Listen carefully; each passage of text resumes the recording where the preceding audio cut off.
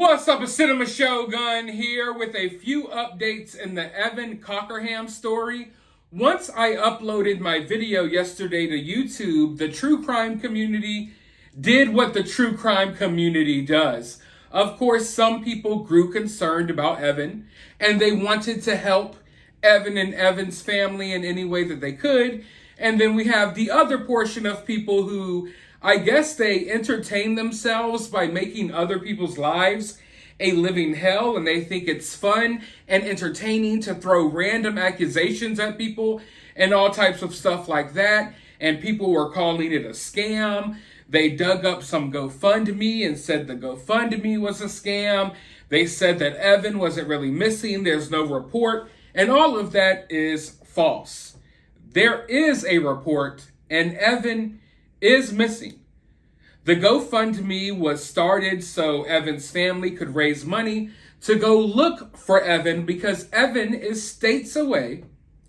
And that costs money to have hotels, to stop going to work and drive around all day. So I don't fault people when they create certain GoFundMes. I can confirm that there is a report. I can also confirm now that Evan's vehicle has been found. Evan's vehicle was found in a really shady neighborhood in LA. It's been impounded, and Evan hasn't been seen or heard from since December 6th. One piece of information I was able to get, and shout out to SF Investigates on Twitter. He's looking into this case and helping this family directly. And he was able to provide some information for me to clear some things up for me. Also, there will be a Twitter Spaces later tonight, and Evan's brother will be in that Twitter Spaces clearing up some of the confusion that is swirling around about this case. Because I think we're all a tad bit confused because the story does sound really weird. Now, from what I have gathered, it appears that this library that Evan made the phone call from, it appears that Evan was sleeping in like the yard or, in the lawn outside of the library some nights. I can't confirm what exact dates because I would like to know, was Evan sleeping out here outside the library on the nights that he was supposedly abducted? Because if you don't know the story is Evan called his family from this library. He told his family that he had been carjacked and that he had been abducted, and he was held captive for days, and he escaped and went and made this phone call at the library, and he told them, I'm going to go to the beach to meditate. So it's kind of like really weird, right? But that's what the story is. Now, I don't know what's going on here, but that story, it does not add up for me, if you want me to be honest. Anything is possible. Like I always say in my videos, anything is possible. Evan could have been carjacked and held captive. But I think there's also a possibility. And, I'm not familiar with Evan. I don't know Evan, and I don't know Evan's family. I think there's a possibility that maybe Evan is dealing with some type of issues. Maybe Evan is going through a mental health crisis. I'm not a doctor. I'm not a psychiatrist. I'm none of that. I'm just providing my opinion. I hope that this isn't going too far because I try not to speculate too much in these situations. But from looking at the story, I can't help but feel like maybe there's something else going on here. And when I say there's something else going on here, I don't mean the story is fake. I don't mean that Evan is lying or that his family is lying. I think Evan maybe thinks people are out to get him. I had a friend that was dealing with some issues. And over time, he just became more and more paranoid about everything and everyone. Until it got to the point that one day, as me and my friends were hanging out, he literally thought that we were setting him up and there were people outside waiting in my bushes to get him when we walked out the door. A lot of times people who go through these mental health crises, they often believe that people are out to get them and they become really paranoid about everyone. And when I take a step back and I look at the story, Evan was traveling through California. Evan was supposedly looking for a yoga studio or a place where he could meditate. Now, like I said, I don't know Evan. Maybe that's the norm. Maybe Evan does yoga and likes to meditate. But when I hear that someone is seeking out a special place to meditate and do yoga, that makes me think, hey, maybe this person was going through a stressful situation. Maybe this person was dealing with something. Maybe this person had a lot going on. And maybe that's why they were seeking out a place where they could go and clear their mind and meditate. So I'm not saying this is a fact. I'm just saying that I think we have to explore this possibility simply because the other story, it doesn't necessarily add up for me, but it could possibly have happened. And just because Evan told his family this story doesn't mean that Evan was necessarily lying. He could have been telling the truth, but he could have told them this story and he maybe could believe it in his head, even though it didn't actually happen. I don't know. Like I said, it's a difficult situation and I try not to say too much here. But I've seen situations like this before. I've seen things like this before. And I can't help but feel that maybe Evan is dealing with something. Looking at the situation, if I was held captive for days on end, I think I would call authorities. I think that if I called my family and let them know that my family would have traveled to me like right away. I don't know Evan's family dynamic. I know that his brother loves him and is frantically searching for him. I know that for a fact. I know that Evan's father, I believe, passed away around this time last year. I don't know about Evan's relationship with his mother. I feel like maybe there may be a disconnect there in the family. Maybe there's maybe some family issues going on. Because if Evan called home and told them this horrible story about being kidnapped and what have you, and then they basically just let Evan go about his way, I don't know. I feel like maybe more concern would have been shown. I don't know if there's a rift within this family. But I think that's maybe a possibility. Often, young people, they go through those times, especially around the age of 20 and 21, around Evan's age. It's a difficult time in life. And sometimes it's when you grow further, away from your family. So I'm not sure if there was something going on with the family. But for Evan to call the family and tell them, I've been abducted and carjacked, and I'm going to go to the beach and meditate about it. It's just, not your average story. I feel like if you call home and say, hey, I've been kidnapped and I was held captive for 3 days, it's like the whole world, life gets put on pause right there. Like, wait, what do you mean? You know what I mean? But it was just like, I can't really explain it the way I want to explain it. But that's not something that you just run by your family. Like, yeah, I got kidnapped, held captive for a few days. Car got stolen, but I'm about to go to the beach and meditate. I'll talk to you all soon. That's kind of weird, right?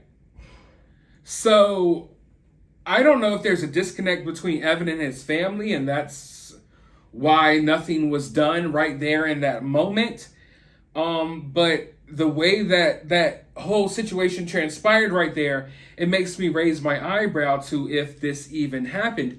And then when I hear that Evan had been sleeping in the lawn outside of the library, I don't know if this is something that Evan thinks happened. Maybe it's something that really happened. Maybe it's a story that Evan told his family because he wanted a certain reaction out of them. Maybe he wanted them to care about him or to show some concern. I don't know, but it's a really weird story, definitely. And like I said, Evan's vehicle has been found. And his vehicle is a 1990 Plymouth Caravan with the wood panelings.